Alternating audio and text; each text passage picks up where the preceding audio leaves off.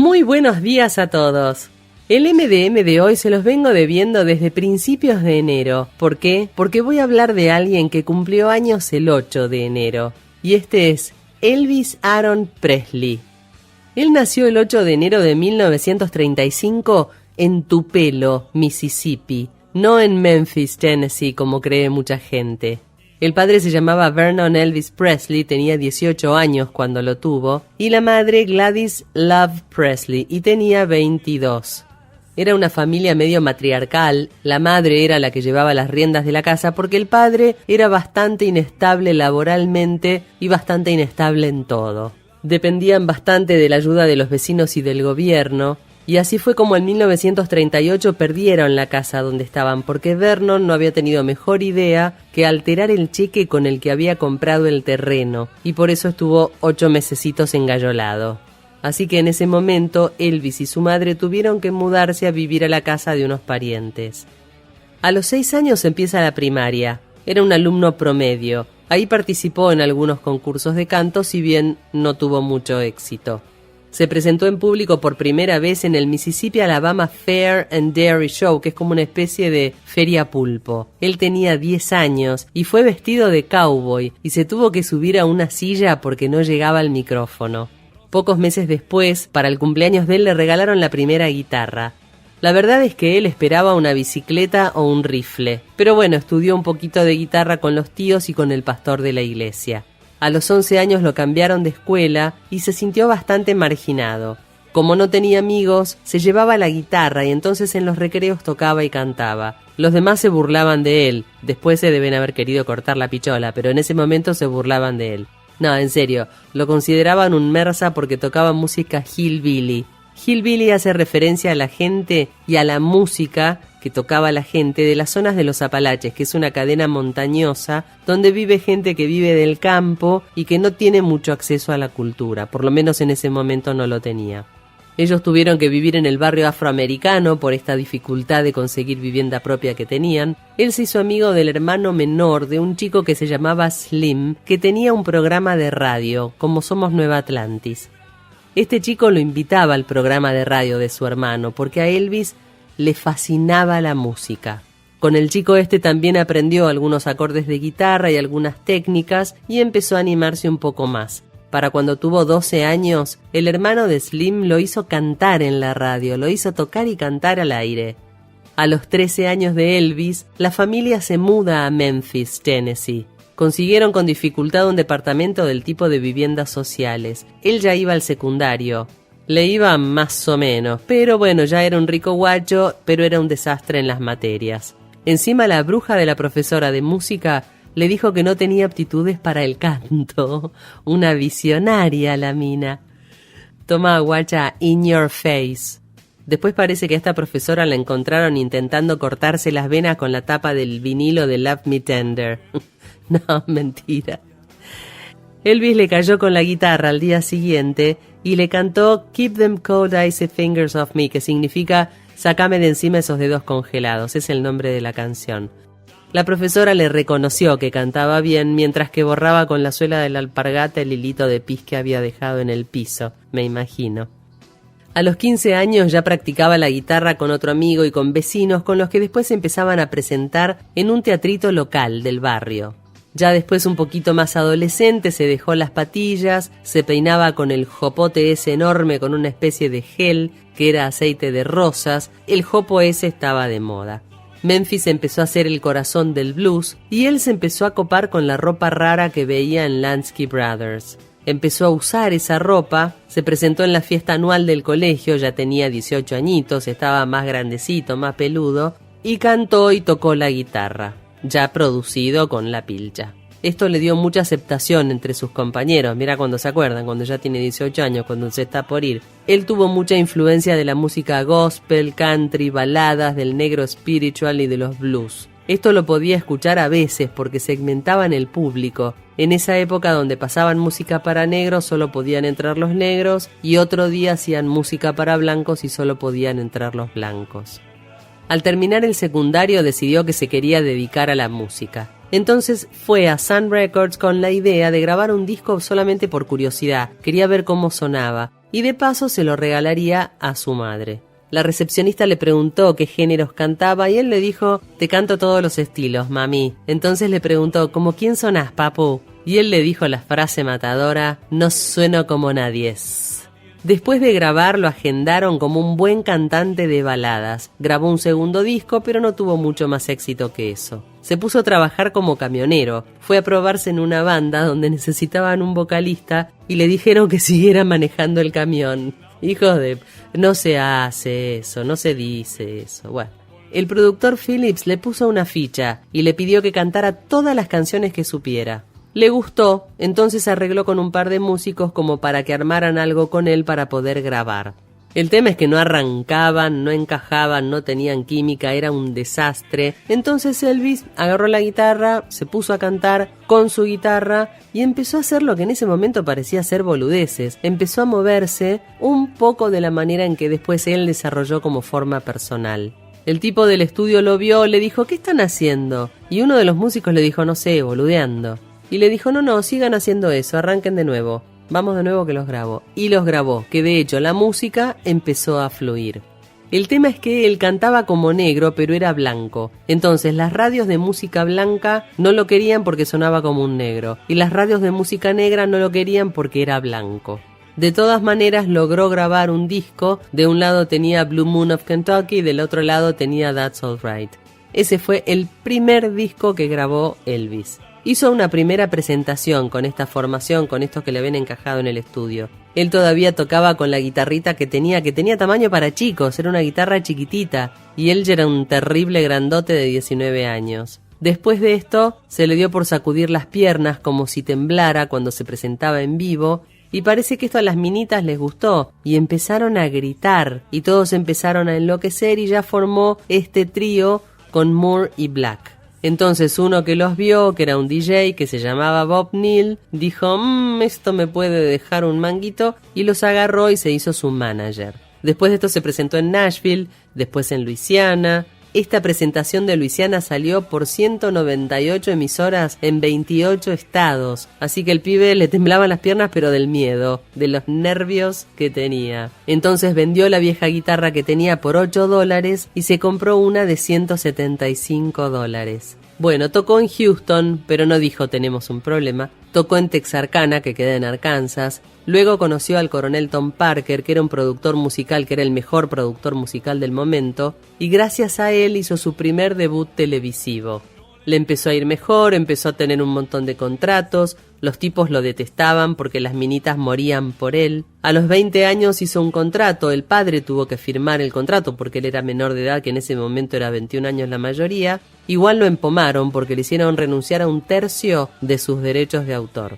A los 21 años hizo las primeras grabaciones para la RCA en Nashville. Luego el representante le dijo: larga la guitarra y mostrate un poco más, nene. Porque la manera de bailar que tenía, las tenía todas alzadas. Entonces el tipo dijo: con esto me pago la cuenta del supermercado. Los críticos de televisión estaban indignados. Decía: la música popular ha tocado fondo en los movimientos de Elvis Presley. Elvis, quien mueve su pelvis, llevó a cabo una exhibición sugestiva y vulgar, teñida de los niveles de salvajismo que debería ser exclusivo de los prostíbulos. Esto es lo que decían de la manera de bailar y de moverse de Elvis. Después de esto hizo un concierto al aire libre en Memphis y dijo: a mí no me van a cambiar, yo les voy a mostrar lo que es el verdadero Elvis. Y entró a revolear, las minas locas gritando, ya todos enfurecidos, fue un descontrol. Un juez del estado de la Florida le ordenó a Elvis moderar sus acciones. En su siguiente interpretación se mostró como más recatado, más tranquilito, pero bueno, después hizo un movimiento medio sugestivo con el dedo meñique y empezó a hacer caras como burlándose de que el juez le había dicho: no te podés mover de forma sexual.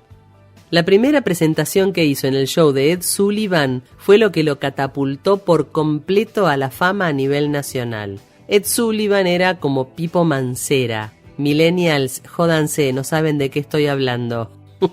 Pipo Mancera fue el creador en Argentina del programa largo de los sábados, el programa que dura como 4 horas, donde desfilan todos distintos artistas, Tuzam, todo eso. Bueno, ese era Pipo Mancera, entérense. Por consejo de su nuevo manager, el coronel Parker, Elvis se metió a hacer la colimba. Era un servicio de 2 años y fue un escándalo de periodistas cuando él llegó para ingresar al predio donde iba a hacer el servicio militar. La razón por la cual le aconsejó hacer el servicio militar era una para incentivar a la gente a que lo hiciera, porque ahí es voluntario, y otra porque decían que iban a ver en él una mejor imagen como de alguien identificado con los valores de la patria. Esto generó que llegara el rumor de que él iba a dejar de cantar. Entonces le concedieron un permiso para hacer un par de shows, volvió, pidió por favor que no le dieran ningún trato especial, que era un soldado como cualquier otro, pero después le tuvieron que dar otro permiso porque la mamá se enfermó, le agarró hepatitis y terminó falleciendo a sus 46 años. Muy joven la mujer. Elvis quedó devastado porque él tenía una relación muy estrecha con la madre.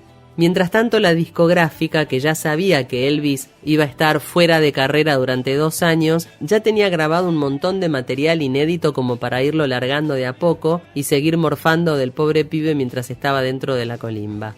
La segunda parte de la colimba la hizo en Alemania. Ahí fue donde conoció las anfetaminas. Lamentablemente esto después lo siguió usando como para resistir más los shows y después lo mezcló con un montón de otras medicaciones que tenía recetadas junto con barbitúricos y con antidepresivos y con un montón de cosas que lo hicieron explotar después.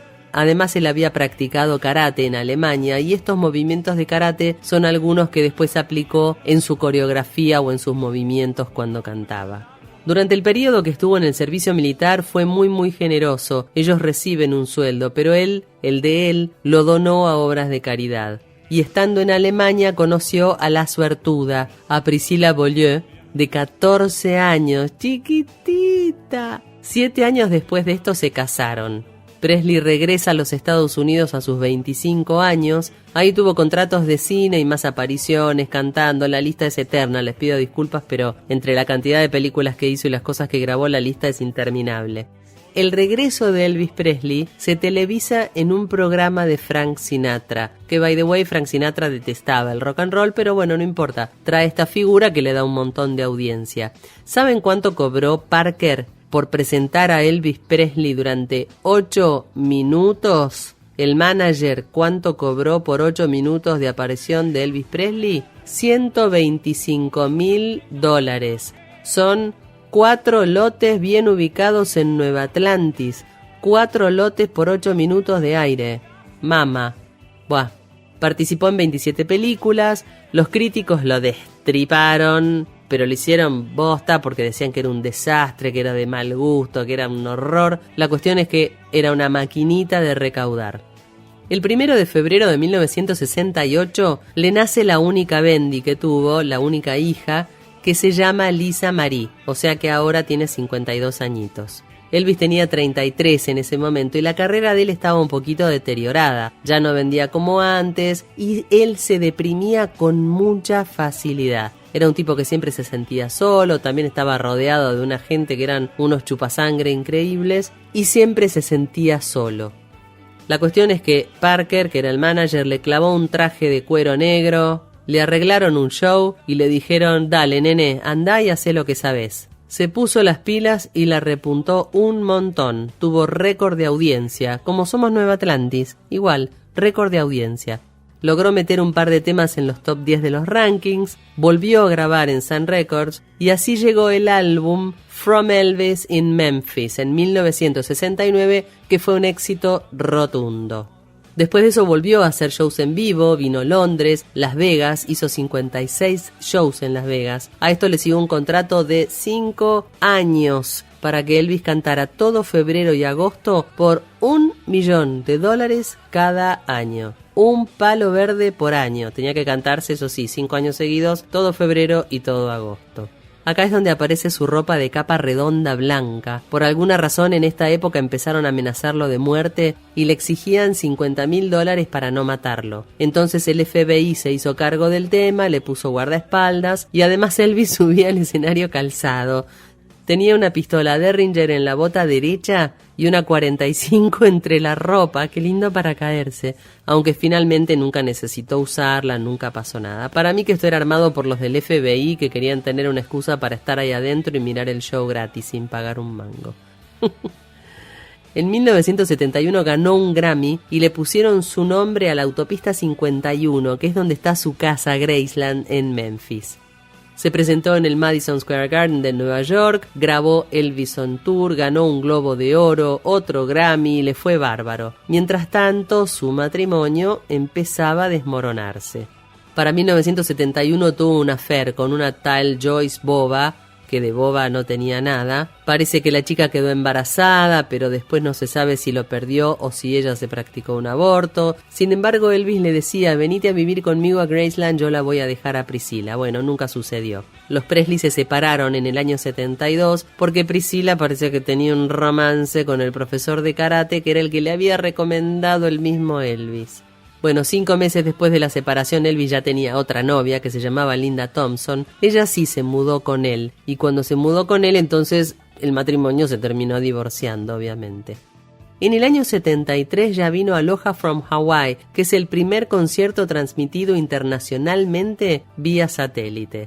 ¿Saben la audiencia que tuvo? Aproximadamente, porque es mundial, 1.000 millones y medio de espectadores.